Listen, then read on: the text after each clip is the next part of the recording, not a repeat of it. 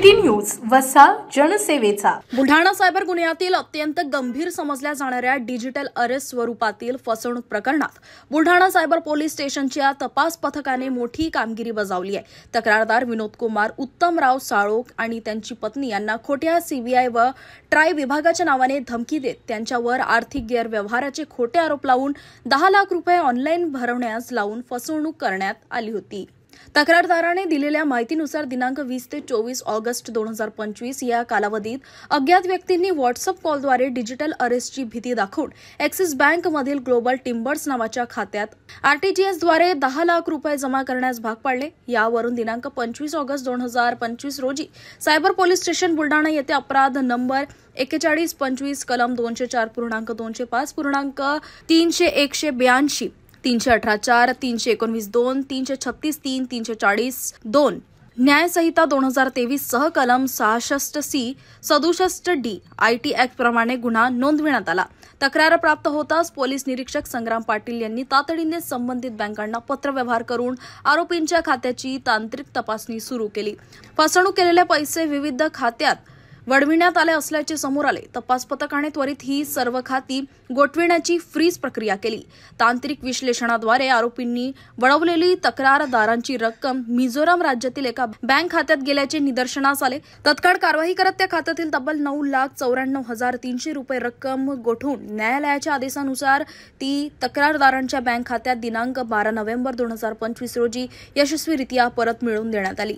ही कामगिरी पोलीस अधीक्षक निलेश तांबे, upper police अधीक्षक अमोल गायकवाड यांच्या मार्गदर्शनाखाली पोलीस निरीक्षक प्रकाश सदगर, तपास अधिकारी पोलीस निरीक्षक संग्राम पाटील, सपोनी प्रमोद इंगळे, पोहेकर रमेश्वर मुंडे, प्रशांत गावंडे, राहुल इंगळे आणि केशव पुढे यांच्या पथकाने केली आहे। 7/11/2023 रोजी फिर्यादी गौरव जैन राहणार मलकापूर यांनी येऊन तक्रार दिली की त्यांच्या पत्नी यांना टेलिग्रामवर काही टास्क देण्यासंबंधाने ॲपमध्ये टास्क देऊन त्यामधून ऑनलाईन 3,62,500 रुपयाची फसवणूक केल्याची तक्रार प्राप्त झाली।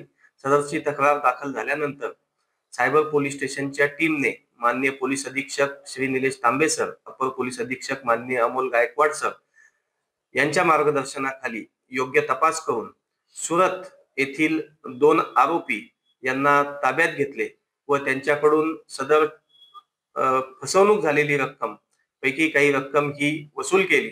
तसेच यामध्ये त्या दोन्ही आरोपींना अटक करून पोलीस कस्टडी रिमांडमध्ये अधिक तपास करून त्यांच्याकडून हा तपास केलेला आहे।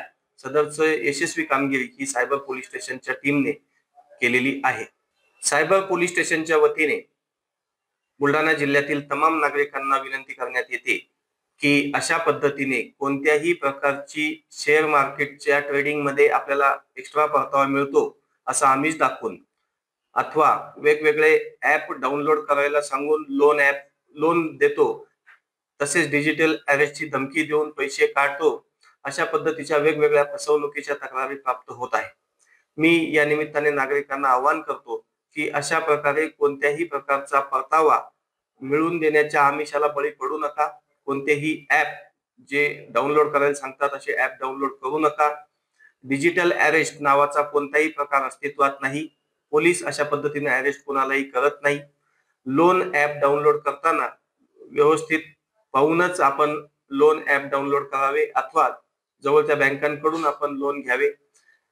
कोणत्याही प्रकारची आपली फसवणूक झाली तर तात्काळ 1930 अथवा 1945 या नंबरवर कॉल करून आपली तक्रार नोंदवावी अथवा NCCRP national cyber crime record portal या पोर्टलवरती आपण रिपोर्ट करावा।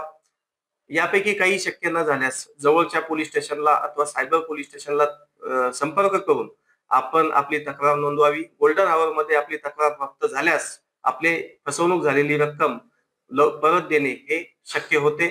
जास्त आपण लेट केलं तर आपल्याला फसवणूक रक्कम मिळणे अधिक कठीण होते। मी आवाहन करतो की अशा प्रकारे कोणत्याही फसवणुकीला आपण बळी पडू नये। धन्यवाद। City news